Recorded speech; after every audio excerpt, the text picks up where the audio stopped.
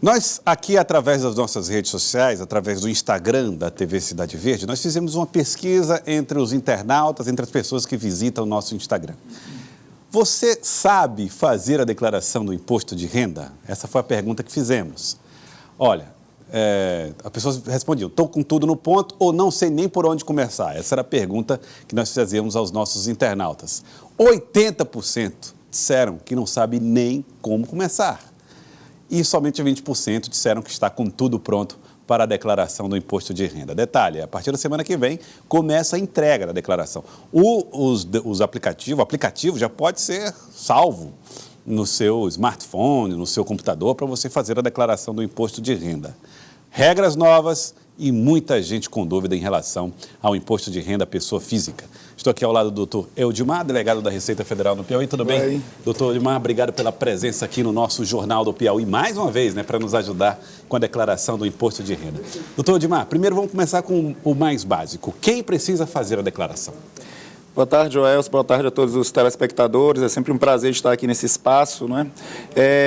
Quem é obrigado a entregar a declaração? Não houve nenhuma novidade nesse aspecto, né? Aquele que obteve rendimento tributável no ano de 2019 superior a R$ 28.559,70 é a primeira condição de obrigatoriedade, né? R$ 28.559. Então, eu somo meu salário do ano todo, minha renda o ano todo. Todos os rendimentos obtidos no ano de 2019. Se superar R$ 28.559,70. Faz a declaração. Exatamente. Incluindo aí, Joelson, é bom alertar isso, né? Isso é um ponto de esquecimento das pessoas, inclui não só o rendimento do salário, mas todos os rendimentos obtidos durante o ano, até mesmo aqueles eventuais, né? Uma eventual prestação de serviço, os próprios rendimentos de aluguéis, né? Uma ação judicial, uma receita decorrente de ação judicial, né, de um precatório recebido. Então, isso tudo é objeto de soma para computar esses R$ 28.559,70. Quem também obteve rendimentos isentos ou não tributáveis superior a R$ 40 mil, também é obrigado a declarar, é um outro fator de obrigatoriedade. Tá, mas assim, eu não necessariamente vai incidir imposto sobre isso, aí? Não necessariamente tendo incidido imposto, se você obteve, por exemplo, rendimentos de diárias, de indenizações, de ajudas de custos, se esses tipos de rendas foram recebidas durante o ano de 2019, isso deve ser declarado à Receita Federal, ainda que você, por conta desses rendimentos, não seja obrigado a pagar nenhum imposto. Tá, então, mas assim, doutor Eudimar, esses rendimentos sozinhos, separado, por exemplo, salário, se eles somarem mais do que R$ 40 mil, é que eu tenho que declarar? Perfeitamente. Essa é uma condição, independentemente da outra condição, né? São diversas condições de obrigatoriedade para declarar, apresentar a declaração. A principal é o rendimento tributável, o rendimento que incide imposto, se ele for superior a R$ 28.559,70. Uma outra é rendimentos que são isentos e não tributáveis, que sejam superior a R$ 40 mil. Um outro fator de obrigatoriedade, por exemplo, é o conjunto de bens e direitos do cidadão, se for superior a R$ 300 mil, se ele possuir a propriedade ou a posse e for superior a R$ 300 mil, em 31 de dezembro de 2019, ele também deve fazer a declaração do imposto de renda em 2020. Tá. E assim também, Joelson, existem outras condições, né, previstas na legislação, como, por exemplo, fez a alienação de bens ou direitos e teve ganho nessa alienação, ou seja, você, por exemplo, vendeu um imóvel em valor superior ao que está declarado em sua declaração do imposto de renda, portanto, teve um ganho de capital, que a gente chama. Então, isso também é uma outra condição de obrigatoriedade. Se você aplicou, por exemplo, em bolsas de valores ou assemelhadas, também leva aquele contribuinte naquele ano a ter que fazer a declaração. Certo. Então vamos lá por partes. O camarada é proprietário de um imóvel, ele mora numa casa que ele comprou financiado, 30 anos, aqueles financiamentos que são feitos pela Caixa Econômica. Não está quitado, por exemplo. Mesmo assim, se superar os R$ 300 mil esse imóvel, ele tem que fazer a declaração? Perfeitamente. E ainda que ele não tenha tido rendimentos em 2019, se ele tem bens e direitos superior a 300 mil, ele deve fazer a sua declaração, apresentar a sua declaração ao fisco. Isso para poder demonstrar à Receita Federal o seu patrimônio acumulado e para que haja um acompanhamento pela Receita Federal também dessa evolução patrimonial. Mesmo sem ter quitado essa casa ainda? Mesmo sem ter quitado. Na verdade, uma declaração do imposto de renda, né? Aproveitando aí e tentando esclarecer um pouco em relação à enquete e às dúvidas, que de fato elas são frequentes, né? Daquele que é obrigado a declarar. Mas o que é que compõe uma declaração do imposto de renda, basicamente? Basicamente são quatro itens, vamos dizer assim, 4 grupos de informações, né? Primeiro são os rendimentos, né? São os rendimentos que a pessoa obteve durante o ano de 2019, durante o ano anterior. E aí a importância de não se esquecer nenhum tipo de rendimento que foi auferido, né? Foi obtido durante o ano. O segundo conjunto de informações diz respeito aos gastos e despesas que o cidadão tem o direito de deduzir daquele rendimento que ele obteve para poder fazer o cálculo do imposto. Portanto, os gastos, despesas efetuadas, a exemplo das despesas com saúde e educação, é um outro conjunto de informações que compõem as fichas da declaração. O outro são os bens e direitos da pessoa, que demonstram o seu patrimônio acumulado, e um outro conjunto são as dívidas e ônus reais. Então, no exemplo que você deu, o imóvel financiado ele deve ser objeto de declaração, vai compor a ficha de bens e direitos da declaração. Certo. Por outro lado, a dívida que está associada a esse financiamento imobiliário vai compor uma outra ficha de dívidas e ônus reais, atrelando a dívida ao bem e, dessa forma, havendo uma informação complementar em relação à situação econômico-financeira daquele contribuinte. Então, hoje nós já estamos aí às vésperas do início do prazo. O programa, de algum modo, já está disponibilizado e, portanto, as pessoas já têm a oportunidade de se antecipar buscando estas informações. Já pode ir preenchendo, e já ir preenchendo, inclusive, adiantando esse preenchimento antes do dia 2 de março. A preocupação que o contribuinte deve ter agora é justamente reunir estas informações relativas a esses 4 pontos para que a informação esteja adequadamente realizada aí para a Receita Federal. As principais mudanças que foram registradas, doutor Eudimar? Nós não tivemos grandes mudanças esse ano, Joelson, né? Algumas mudanças dizem respeito ali a aprimoramentos do programa, isso a Receita faz ano a ano, né? Busca torná-lo mais inteligível, mais funcional, mais amigável ali para o contribuinte, né?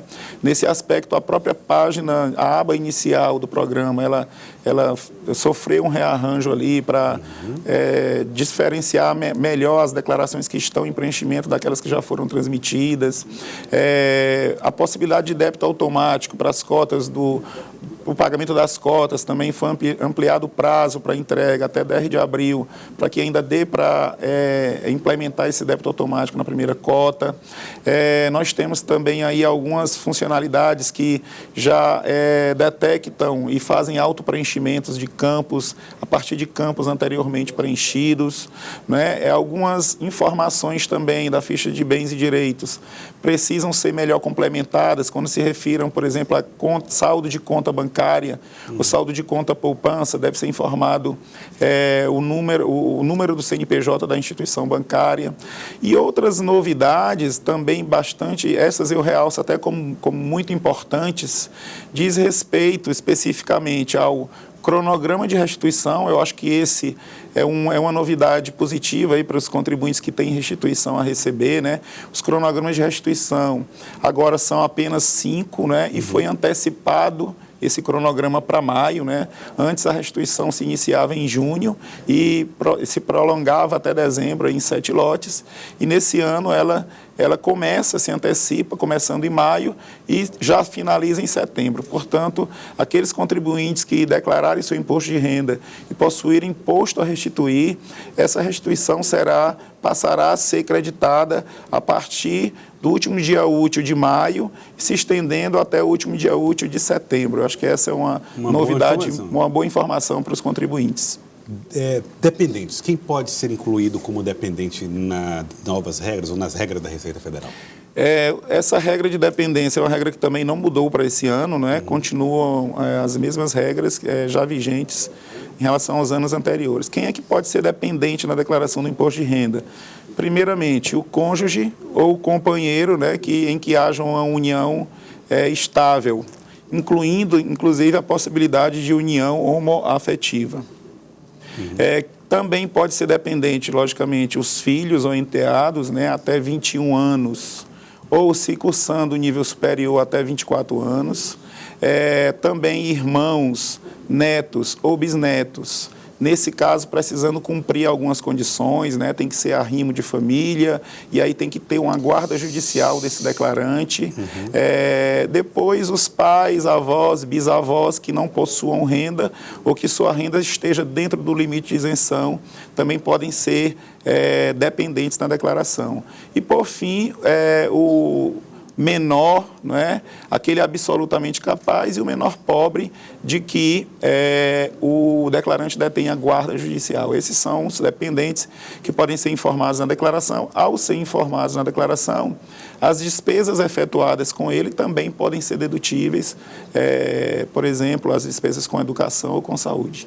Tá, olha, a partir do dia 2 de março, portanto, já pode transmitir as informações. Você já vai reunindo os documentos agora, vai preenchendo lá, o programa já está disponível no site da Receita, né? receita.fazenda.gov.br. Agora é rfb.gov.br, né? Receita Federal do Brasil. rfb.gov.br. Aí, então.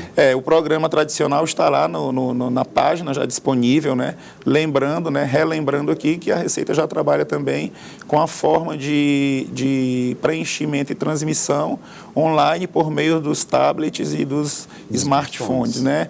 E há nesse caso um app específico aí nas lojas virtuais que você baixa e que é denominado de Meu Imposto de Renda.